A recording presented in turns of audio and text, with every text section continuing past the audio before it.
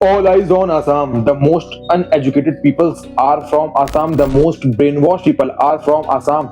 क्या आसाम में सबसे बड़े अनभक या सबसे बड़े अनपढ़ लोग पाए जाते हैं? क्योंकि जिस तरीके से पिछले 10 साल से आसाम के हालात बने हुए हैं, वहां पे जिस तरीके से मुस्लिमों के ऊपर अत्याचार हो रहा है, ये पूरा भारत देश देख रहा है। और अब वो वक्त आ गया है जब आसाम की जनता के पास ये ताकत है कि वो इस माहौल को बदल सकता है, इस नफरती माहौल को बदल सकता है। क्योंकि जो आसाम का मुख्यमंत्री हिमंता बिस्वा शर्मा की जो राजनीति है, जो राजनीति गाड़ी का जो ईंधन है, हिंदू मुस्लिम का विवाद, हिंदू मुस्लिम के बीच में दरार पैदा करो तब उसकी राजनीतिक सफर चलेगा। अब वहां की जनता के पास ताकत है कि वो वहां के मुख्यमंत्री को बदल सकती है, वहां के सरकार को बदल सकती है।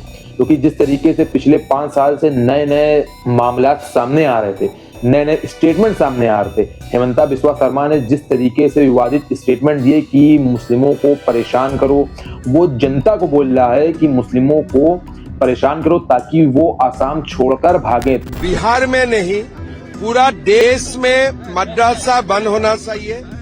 हमारा देश को डॉक्टर चाहिए, इंजीनियर चाहिए, साइंटिस्ट चाहिए, आर्मी चाहिए। हमारा देश को मुल्ला का जरूरत नहीं है। हिंदू मुस्लिम में विवाद पैदा हो, दंगा हो और उसकी सत्ता मजबूत हो। और वहां के जो हिंदू हैं, जो अनबख्त हिंदू हैं, उनको ये चीज नहीं मालूम है कि वो सिर्फ बीच में एक विवाद पैदा कर रहा है। एक थ्योरी है, जब आप एक जार के अंदर लाल चींटी और काली चींटी को डाल दें तो वो आपस में कभी नहीं लड़ेगा।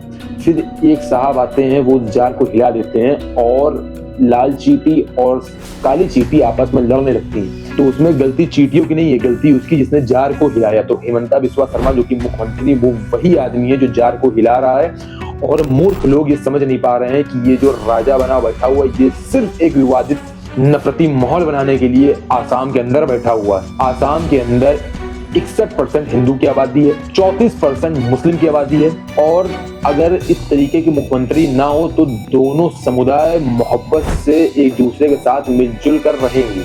बहुत से बड़े बड़े मामलात हैं, लेकिन वहां का मुख्यमंत्री, उसको सिर्फ एक चीज आती है, वो हिंदू मुस्लिम। हम तो खोल के हिंदू का राजनीति करता हूँ भाई।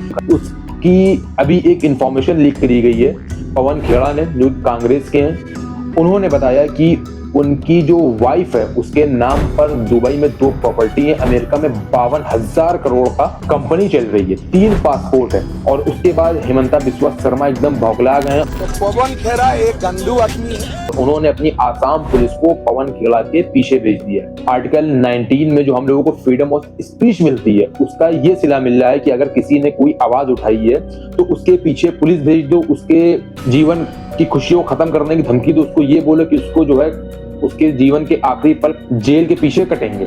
इस तरीके का लॉ एंड ऑर्डर आसाम के अंदर चल रहा है।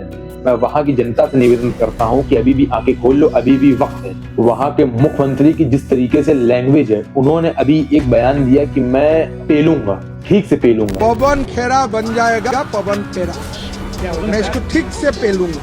पवन खेड़ा पवन पेड़ा बन जाएगा, इसको पीलूंगा। स्टेज के ऊपर आप एक जनता के आइडल हैं और आप इस तरीके की भाषा का प्रयोग कर रहे हैं। आप एक मुख्यमंत्री पद पर हैं, राजा के पद पर हैं, और ये सड़क के गुंडों का, सड़क के जो लोफड़ होते हैं, उनका ये स्लैंग है, उनकी ये लैंग्वेज कि मैं पेलूंगा। इससे हमारे जो देश के युवा है, हमारे देश के जो नौजवान है, उनके ऊपर क्या फर्क पड़ेगा कि किस तरीके के जैसे यहाँ के मुख्यमंत्री हैं वैसे वो हो जाएंगे और देश धीरे धीरे डूब जाएगा।